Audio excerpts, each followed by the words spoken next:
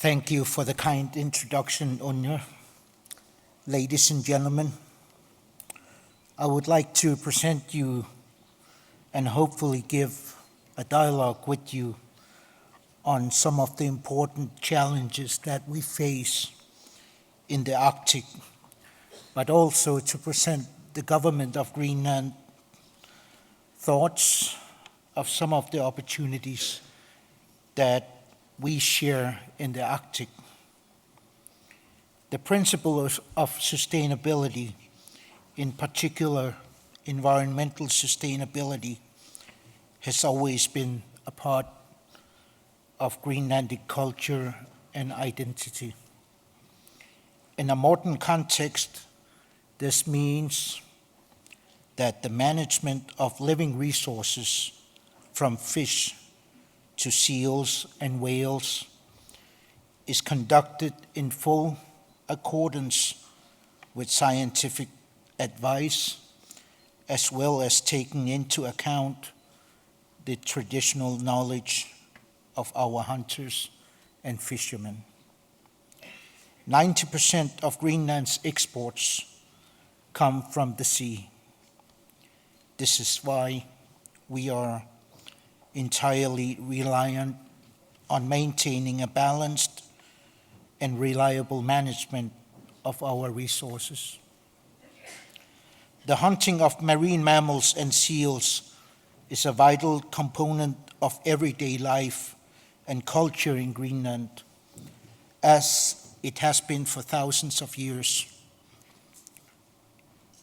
It is a traditional and legitimate way of life that is based on the principle of sustainable use of living resources.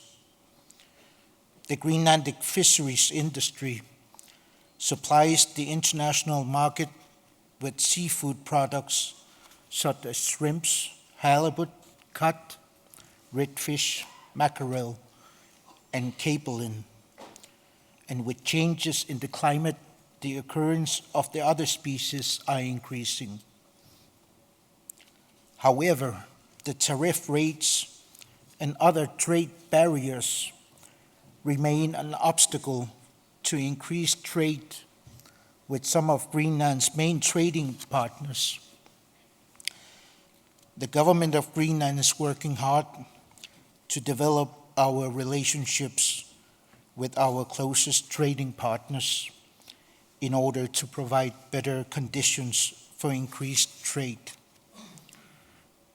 In order to better sustainably exploit the vast natural resources in our waters, we are working to further strengthen our independent Fisheries Advisory Research Center.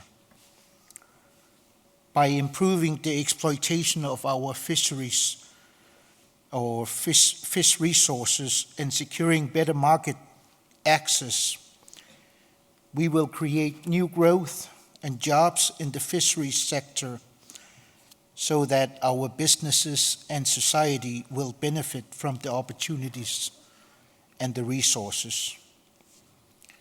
In Greenland, we are working to achieve a more self-sustaining economy in order to increase our self-determination.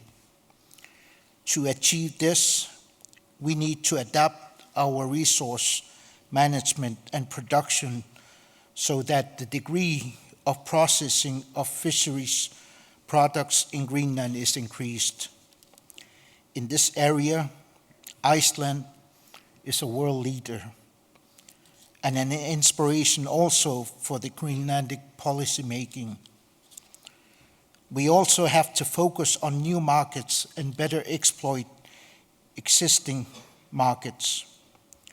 Domestically, we are working to create a more efficient labor market, and the most importantly, we need overall to improve the level of education in Greenland. In a country half the size of the European Union, with a population less than 60,000 people, the most important resource we have in Greenland is our human resources. Each and every one of us represents important and irreplaceable value through our abilities, our knowledge of our past, and our dedication to create results of our common future. The most important long-term strategy to contribute to Greenland's development into a more self-sustaining economy is to achieve a well-educated and well-trained population. Education and science open up new worlds, innovation, ideas, and development. The Greenland government has a firm objective for our youth to pursue education and study, both in Greenland and overseas. An important area in Greenland to develop is our tourism sector. To have a successful tourism sector, it is key that we, over the coming years, improve access to Greenland. This is why the government of Greenland is committed to strengthening the country's infrastructure by focusing on construction of new runways and extending existing runways. The construction of the new port in Nuuk and extension of the port in Qujaukitsoq are other important initiatives because the improvement of the port conditions also opens up for increased cruise ship tourism in Greenland. With new opportunities and potentials in the Arctic, we experience an increased global interest in our region, and we are grasping new possibilities for intensifying international cooperation within areas of on and offshore mineral extraction, infrastructure investment, scientific research, trade, and shipping. My government recognizes the need for maintaining and developing partnership to promote trade and investments and securing a sustainable development for our people. As governments, we need to cooperate to create sound international governance, whether it is close to our home in the Arctic or on the broader global scene. As we all know, the Arctic is becoming a global hotspot, with temperatures increasing twice as fast as in the rest of the world.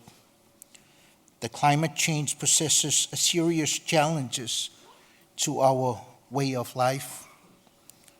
However, it is important to note that the challenges we face in some areas can be turned into opportunities.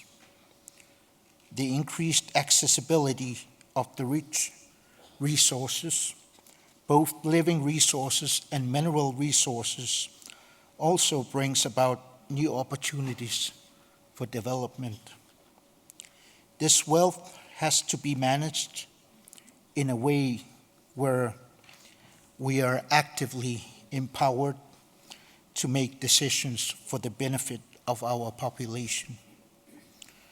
The Arctic is a global crossroad between commercial and environmental challenges and opportunities. It holds substantial natural resources in a particularly pristine and vulnerable environment. This is about the balance between resource utilization and conservation, and between industrial and environmental interests in the Arctic. How do we utilize the possibilities opening up to secure a sustainable growth for our communities in an environmentally responsible way? The fishermen and hunters in the Arctic experience increased difficulties sustaining their traditional lifestyle as the ice recedes and the snow cover disappears. This makes transportation on ice more challenging as hunters and fishermen depend on the ice to travel on. Climate change is truly threatening the livelihoods of the Arctic hunters and fishermen. For Greenland, this means that we have to utilize our non-renewable resources while we continue to protect the environment and the sustainable hunting and fishing. Our marine mammals and our fish will remain our most important source for food and economy for many generations to come. To ensure a sustainable economy while facing new and radical change to our traditional way of life and our unique Arctic biodiversity, Greenland and our economy are adapting. Greenland is exploring new opportunities within tourism, agriculture, energy, in mineral resource extraction, and in industrial development based on hydropower. New deposits of minerals, rare earth elements, and gems are becoming more accessible as the ice sheet recedes. This forms the basis of a new mining industry in Greenland. Other potentials in extractive industries, such as oil and gas, also become increasingly accessible due to the reduction of sea ice. Climate change is improving conditions for agriculture in the southwest Greenland, which will experience longer summers and winters will be less severe. Today, sheep herding and domestic potato production are growing in importance in this region of Greenland. In Greenland, we have invested intensively in renewable energy for more than a decade. We have further vast potentials for hydropower plants, and with the opening of the 5th hydropower plant in Ilulissat last year, we have now reached a goal we set back in 2009, which is 70% of our national electricity supply covered by renewable energy, and we can do even more. It is the government of Greenland's priority to advance these opportunities without compromising the traditional way of life and culture in Greenland. Let us continue openly to explore the common interests and challenges in the Arctic region in order to facilitate an increased cooperation between all international Arctic stakeholders. Finally, in closing, I would like here today to acknowledge President Crimson for his outstanding accomplishment.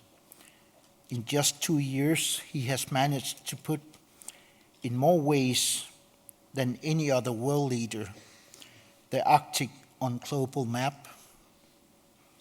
This forum has achieved what no other regular gathering has succeeded before it in bringing together all the relevant stakeholders from the Arctic as well as from partners outside the Arctic. President Crimson has taken the Arctic Circle and Iceland to the world with thematic meetings recently held in Alaska and next month in Singapore. Greenland wants to contribute to play an important part in the Arctic Circle.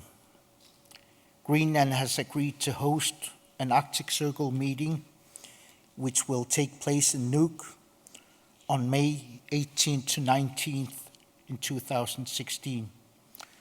I look forward of seeing many of you in Greenland in 2016. Thank you.